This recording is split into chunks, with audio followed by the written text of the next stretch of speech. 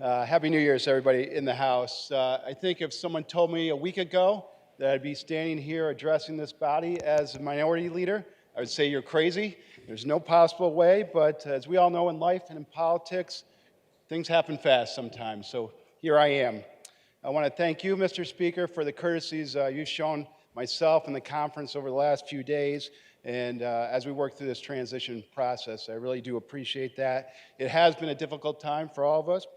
Our former leader, I think we all would agree, put his heart and soul into this job, and the unfortunate circumstances that happened to him, causing his resignation or stepping down from the leadership, frankly, I think it was very hard on him. It's been very hard on his family, and it's been very hard on all of us. So with that being said, though, we need to turn the page. And I know you had a friendly and professional relationship with Brian, and Mr. Speaker, I hope that we can continue that relationship. Crystal, thank you for your kind words. I also want to thank you for the courtesies that you've shown me over the last few days. In the past, maybe we didn't work all that closely together, but certainly under my new position, I think we'll be working very closely together. And I have some very, very good news for you.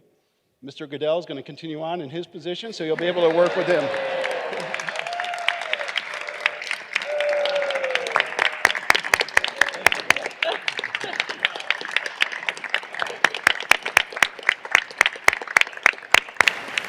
Mr. Barclay, can you just remind him he must always start with the Constitution says? Yeah. Interesting, Mr. Speaker. I opened my drawer and there's 10 state constitutions in the bottom of my drawer. But to my colleagues on the other side of the aisle, I look forward to working with you. Well, we don't agree very much on policy. As the Speaker said, and as the Majority Leader said, there's no reason we can't be respectful of each other. There's no reason that we can't realize that we have differing point of views. And where possible, there's no reason that we can't work together to try to move this great state forward. And last, thanks.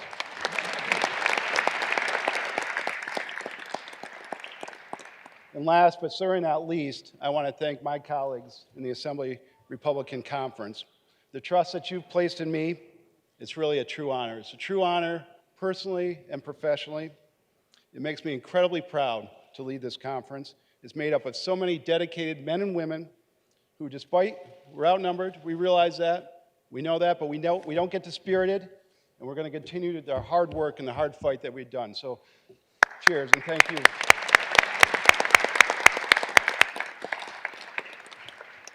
So, as you know, Mr. Speaker, we're on a condensed schedule this year. I think it's a good thing. But as a result, we have a lot of big issues that we have to address immediately. And I think on this side of the aisle, and I think a lot of New Yorkers would say the first thing that we need to address is bail reform.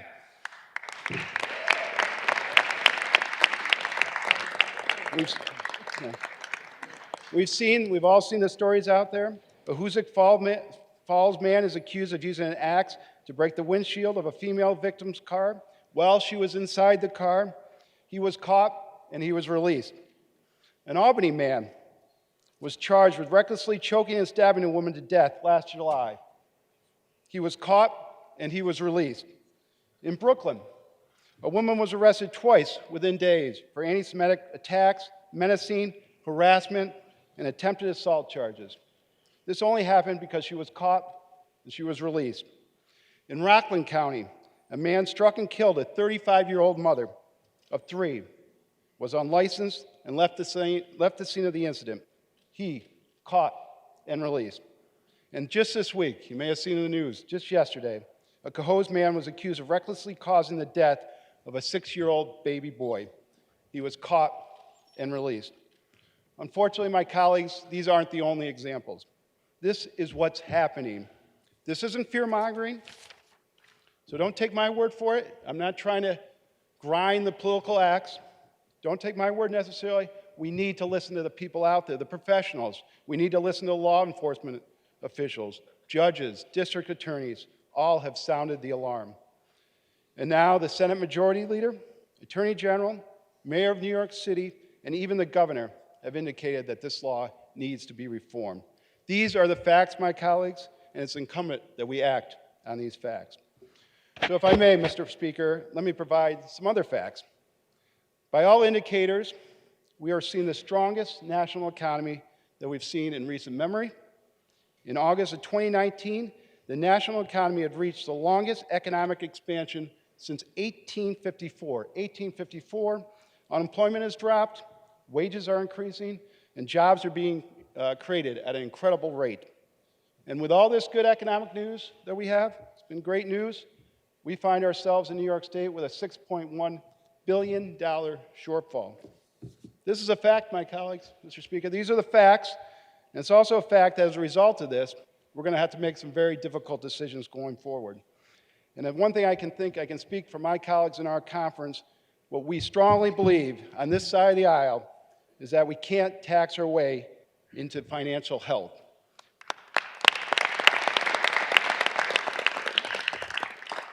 My colleagues, New Yorkers already pay too much, and they've been paying too much for too long. The fact is, our state's tax climate rankings are way out of step with the rest of the state. And let me give you some more facts.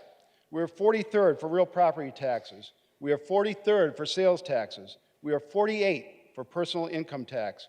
And our overall tax climate is 49th in the country.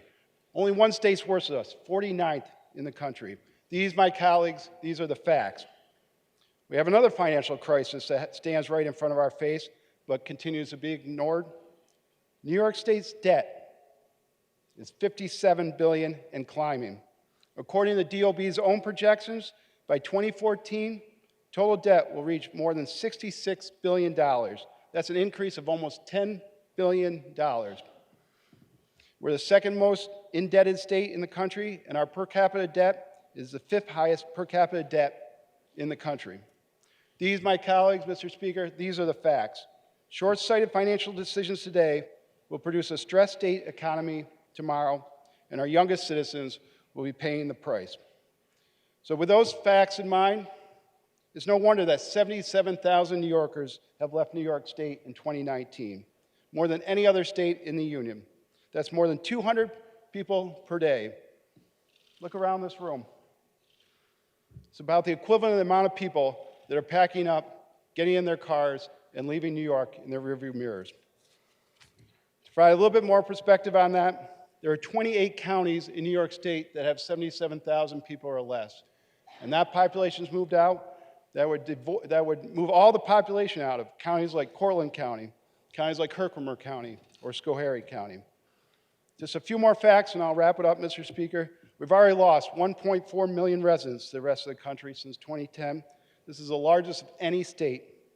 Over 180,000 more residents have moved out of New York State than moved in from other states in the previous 12 months. And since 2010, the national population has increased by roughly 19.5 million. That's nearly 16 times the rate of growth than what New York State has. Now, I don't mention these facts. I don't mention facts about bail reform, facts about the state budget gap, facts about state debt, facts about population loss. I don't do that to be a contrarian. I don't do that to make people feel bad. Rather, I'm doing it to illustrate that we have a problem. We have a problem in New York State, and we need to do better. But Mr. Speaker, saying that, I believe we can do better. I believe we can offer a more affordable, a more safe, and a more prosperous life for the 19 million New Yorkers that we all represent.